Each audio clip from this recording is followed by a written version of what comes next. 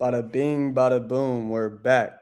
So yesterday, talked about a few guys. We actually made a few videos, and then as I was putting those out, realized very quickly that the highlight audio from the background was still in the video, so you couldn't actually hear me. And I'm pretty sure that's been the case for a lot of my videos and a lot of my film breakdowns. Listen, guys, this isn't a professional YouTube channel. Hopefully, it will be one day. I mean, that'd be great, but that's not necessarily the case right now. Whenever I have more time and more chips to put into this, I promise you it will be going into this. But so the format will get better, audio will get better, picture will get better. What we're looking at will get better, but that'll all have to kind of come with time. So bear with me. But we're going to kind of revert and go back to somebody we talked about yesterday, but again, took that video off. So if you saw it, hopefully today's version is a little bit better than yesterday. And if not, go ahead and get out of here, skedaddle. But we're talking about Toumani Camara. All right. This is a guy that here in this past offseason just got a new contract, a 4-year, $82 million contract. And I don't think too many people know the name. Now, at this point in the season, actually, I lied. People probably do know the name. But when he got that contract, they didn't. And we're going to talk about why. So this is his third year in the NBA. And stats have kept going up. Now, there's not a massive leap from last year, but you also have to understand there's other guys who are taking way more shots, way more production, and have a way higher usage rate than last year. So there's just less ball to go around. There's less shots to go around. So I know the points per game hasn't gone up. I know the assists per game, the rebounds per game, but that's not necessarily what we're concerned about. We're concerned about his impact on the court, and a lot of his impact right, is not on the stat sheet. I mean, $82 million guy putting up 12 points per game, something's off, right? Like if you're not watching him. But we're going to talk about why he's an $82 million player and why in the future I think he's going to be worth way more. In fact, I think in the next 2 to 3 years, he's going to win a DPOY, Defensive Player of the Year. And I think it's going to be next year. That's what this video is going to be called, 2027 Defensive Player of the Year. I'm betting on it right now. In fact, I might actually bet on it. That's another deal. But this is a guy who coming out of college, right? He went to Georgia. I'm pretty sure he actually played with Anthony Edwards whenever, Anthony Edwards was there for a year. And then he transferred to Dayton. What is Dayton known for? They're known for high flyers, explosive wings, especially like long NBA style prospects. And that's kind of what he was, right? He was no Obi Toppin, but that's kind of what he was. And he was kind of the guy at Dayton, to be honest. His shot showed promise. He didn't look amazing. He was a great rebounder and an amazing defender, right? Obviously, he hasn't been a great rebounder in the league, but we haven't asked him to. In fact, he's played the majority of his minutes with either DeAndre Ayton, who we were trying to, make look good to be worth something in the trade market. And then he was so bad we had to cut him. We're paying him $32 million this year to play for the Lakers. That's how bad he is. Lakers, why you saw a guy who's being paid $32 million to not play for a team and was like, yeah, I want that guy. I don't know. I really don't know what y'all were thinking. I guess, because of that, he only had to be paid like $8 million. So it ended up working out for the books, but just not a good look. I mean, DeAndre Ayton's awful. And so Toumani Kamara's played. The point is he's played the vast majority of his minutes with DeAndre Ayton, Donovan Clingan, or Robert Williams, right? These are top-tier rebounders. Now, DeAndre Ayton isn't right now, but he was on our team because that was what was emphasized when he was on the court, was rebounding. Obviously, we were trying to make him an offensive presence. That's a whole nother thing. But Toumani Camara, what is his game, right? He's a secondary, third, fourth, fifth option. You don't want him operating with the ball. What you do want him doing is hitting catch and shoot shots, getting to the basket off of 1, 2, 3 dribbles or a cut, preferably, right? Great finisher, but he's got to get there. Running the break and getting out into those opportunities more, putting himself in position to get those opportunities more is going to be big for him. So the ball handle's got to get a little bit better. But like I said, I don't think any point in his career is he going to be really asked to be, a main ball handler, or even a guy who can kind of get into some bag work on the ISO, on the wing. We have so many guys like that on the Blazers. And so you got to understand this is a guy who's been asked to fit around Denny, who has to have the ball in his hands, which there's no problem with that. He's one of the best in the world, number 1 in paint touches, which is the most important stat as far as offensive efficiency. And so, you got Shaden Sharp out there going for 20 every night. You've had Anthony Simons most of the time. You've played some with Dame. You've played some with Scoot. These guys are not guys who are passing up a lot of the looks. But Camara has accepted that role and going from Dayton being the guy and immediately in the NBA just being like, all right, I'm a dog. I'm going to play my role and just kind of be a nose down defender. And he does the little things. Yeah, he does. He gets the big defensive plays, the stuff that wows you, the blocks and the steals, and you're seeing it some in the background. If it even transfers correctly, it didn't yesterday.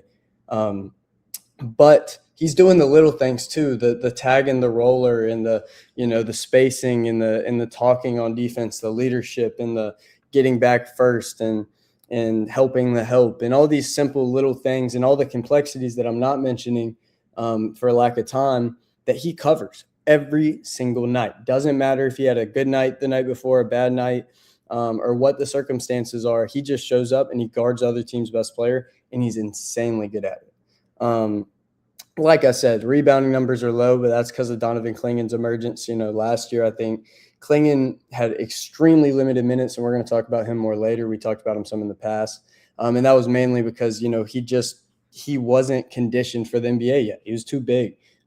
He couldn't be on the court that long. And now he's on the court more. And as Toumani's ready to kind of, go up in stats, we got other guys who were taken from that pool of opportunity.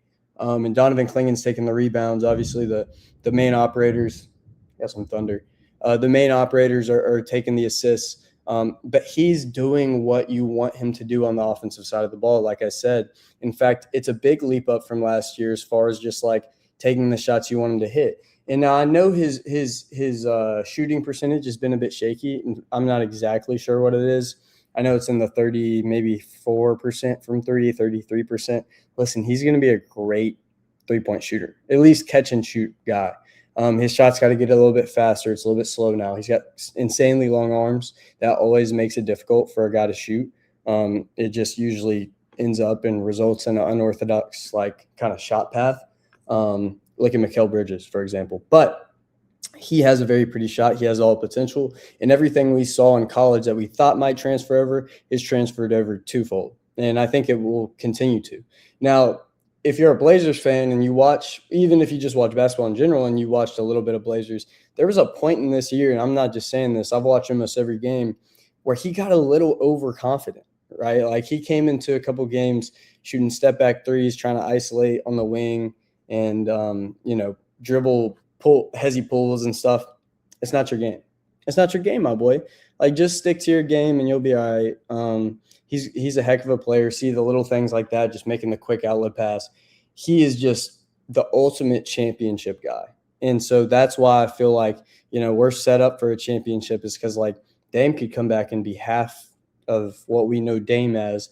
But if Drew Holiday is looking like he did last night, defensive menace, we got Matisse Thybulle on defense, Rob Will on defense, Donovan Clingan being as great as he is, Shaden Sharp is a scorer, Denny Avdia, one of the best players in the NBA. I mean, what are we talking about? Sidi Kosoko, just absolute glue guy. He'll have his own episode at some point. He deserves it. But, out of our young guys that are kind of like, all right, these guys have to be here for the future. Toumani Camara, Donovan Clingan. On a slightly lower level, you got Shaden Sharp and who else? You got probably Scoot. So we're going to get into the different timelines later in this series. I guess you have Chris Murray if you want to count him. Ryan Rupert, I think we cut him.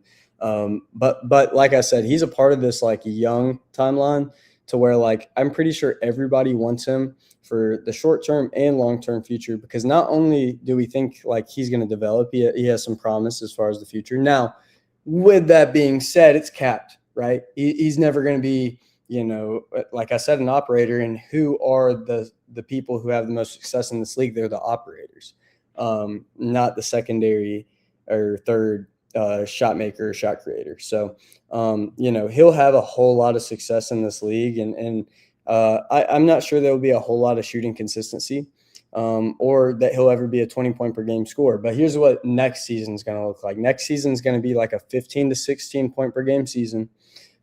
He's going to have over a block, over a steal a game, both of those. So you got over 2.5 defensive stocks per game. And he's probably going to average 3 or 4 assists, maybe 3 or 4 rebounds.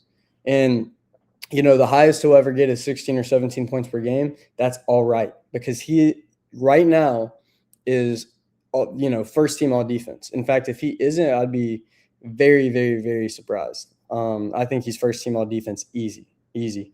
And I'm pretty sure the guys around the league, I'm not sure how the voting is allocated or, distributed, what votes count as more or less. But I know his teammates and the guys around the league would vote for him as far as just being, first team all world defense. This is an all world defender. So he's Belgian, so sucks that we'll never have him for Team USA. I guess he'll have to be the guy on offense over there in Belgium. That'll be interesting to see what their offense looks like on the national level.